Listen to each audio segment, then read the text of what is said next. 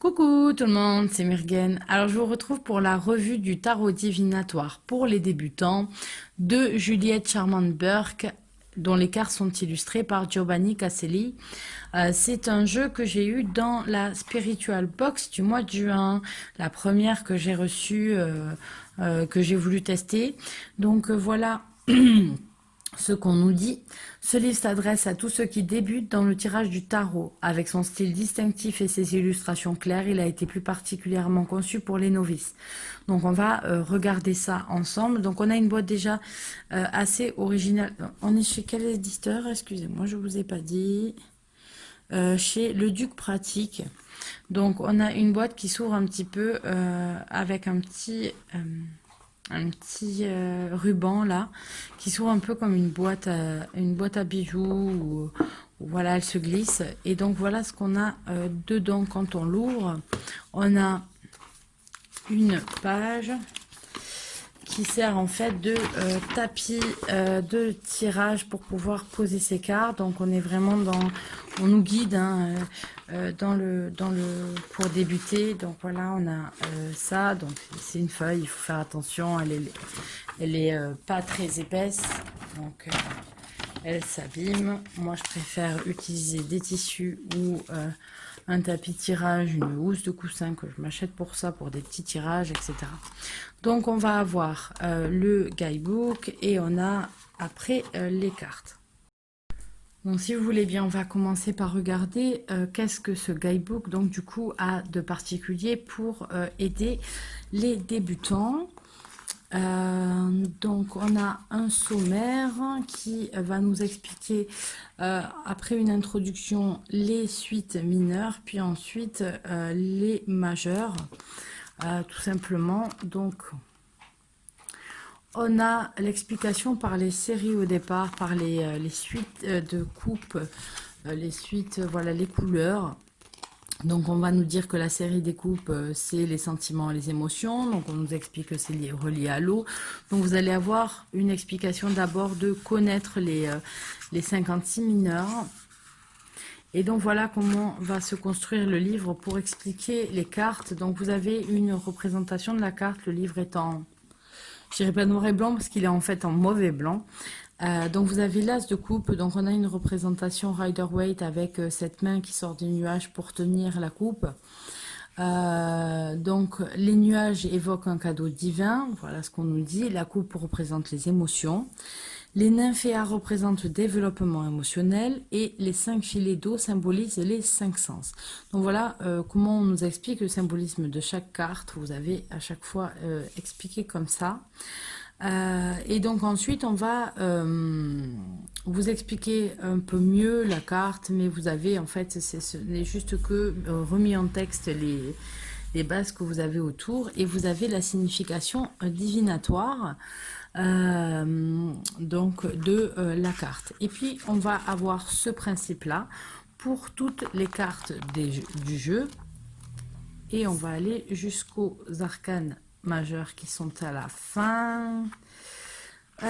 Donc on a à chaque fois, oui, une fois qu'on a des suites, on a des exemples de tirage avec une interprétation pour arriver à comprendre. Donc ça, c'est plutôt pas mal. Et après, on passe à l'arcane majeur, où on va vous expliquer le déroulement de l'arcane majeur. Et ensuite, la carte. Donc là, de nouveau, vous avez une illustration de la carte. Donc là, on va avoir l'exemple du fou, où on a le papillon qui symbolise l'âme, la rose blanche représente la passion et la pureté, la falaise représente le seuil d'une nouvelle phase. Voilà ce qu'on a au niveau du fou. On va avoir l'explication et à nouveau la signification divinatoire, et vous avez ce déroulement pour tout le guidebook. Donc c'est pas mal parce qu'on vous explique quand même le symbolisme un petit peu et comment arriver à comprendre vos cartes. Mais voilà, il y a d'autres livres qui le font très bien, il n'y a rien forcément d'exceptionnel là-dessus. Donc on va pouvoir voir les cartes. Donc vous avez un soleil représenté sur un fond mauve. Donc moi il apparaît très très rose là, j'ai l'impression. Il n'est pas si rose que ça en vrai, hein. Il est plus dans le mauve que rose, que rose, mais je suis obligée d'allumer la lumière derrière moi, sinon c'est trop sombre. Et donc ensuite, vous avez les cartes. Alors la qualité, elle est cartonnée, basique, pas de très très bonne qualité. Et ensuite, vous avez l'illustration avec le nom de la carte ici en haut et tout ce bord blanc. Ce sont pas des illustrations qui me plaisent particulièrement. Voilà, je les trouve assez basiques. C'est pas un jeu en fait que j'aurais choisi de prendre par moi-même directement. Voilà, après je l'ai eu dans la Spiritual Box, j'étais contente d'avoir un jeu que je n'avais pas déjà, mais voilà, c'est pas un jeu que j'aurais pris de moi-même. Voilà le fou, vous avez le battleur.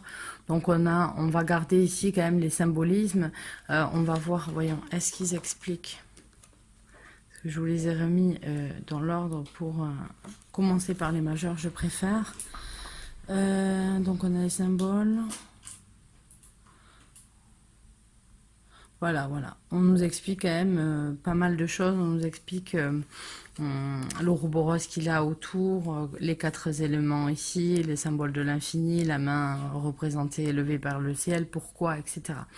Donc vous avez quand même pas mal d'explications par le bouquin. On va pas avoir forcément une symbolique exacte d'un Rider-Waite ou etc. Ça a été un peu revisité, mais on se retrouve encore avec la lune pour la papesse, les 2 colonnes, etc.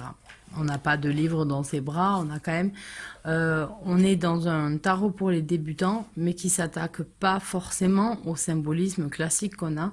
Donc aussi, ça peut être un peu particulier, mais pour quelqu'un qui débute, il peut très bien commencer à apprendre avec ce jeu, à apprendre le sens des cartes.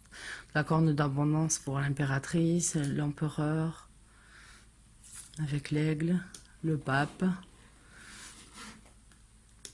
les amoureux.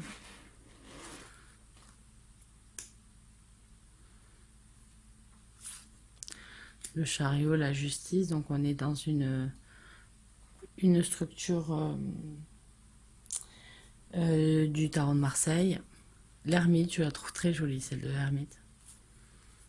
La roue de fortune. La force. C'est les...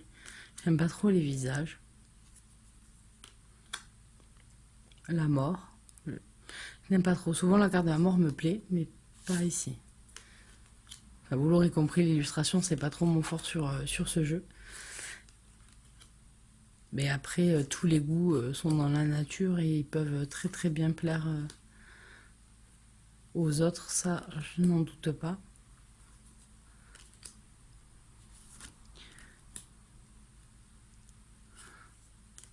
Et donc voilà, vous avez ensuite les cartes qui expriment les différentes scènes qu'on va retrouver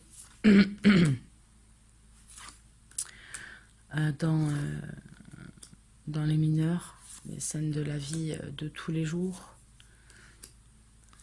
qui expriment voilà, différentes choses. Le valet, le cavalier,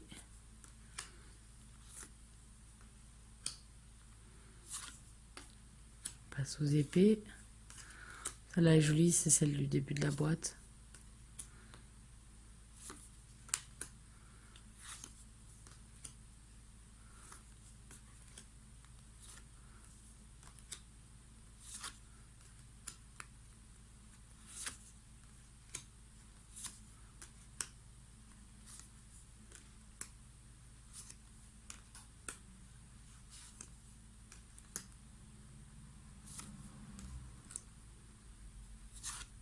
Voilà, je vous montre un petit peu toutes les cartes, je les commente pas forcément, hein, vous les voyez par vous-même. Là on est plutôt dans des coloris, on voit que les suites vont sur des coloris différents, on est très dans le soleil pour le bâton, rappelant le feu, rappelant la chaleur de la suite qui s'y réfère.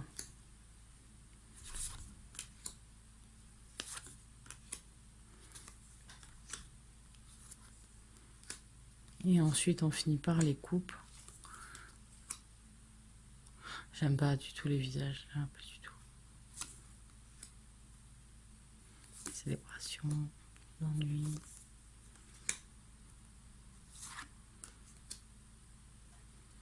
Ouais, le petit nez me plaît.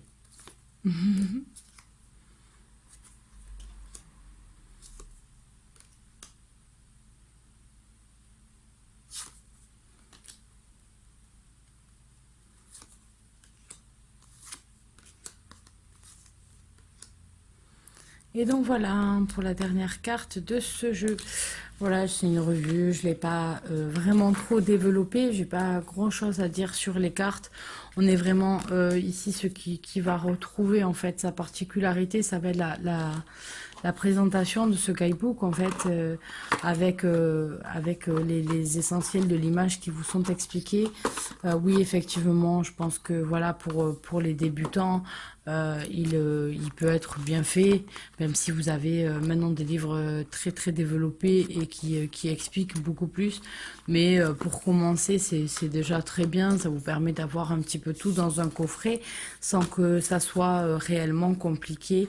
Donc voilà, il est au prix de 24 €. C'est pas excessif du tout pour avoir un jeu expliqué avec un guidebook qui vous permet déjà de débuter les tirages. Donc c'est plutôt pas mal pour ceux qui aiment rester dans ce genre d'illustration assez classique, je dirais. Mais voilà, quitte à avoir un truc un peu plus classique, je préfère. Bon, déjà, si j'arrive pas à le re-rentrer, on va pas s'en sortir. Quitte à avoir un petit peu plus dans le classique, je préfère rester avec mon Rider-Waite par exemple. Donc voilà, je vous fais à tous de gros bisous. Je vous retrouve très bientôt pour de nouvelles vidéos. Bye bye.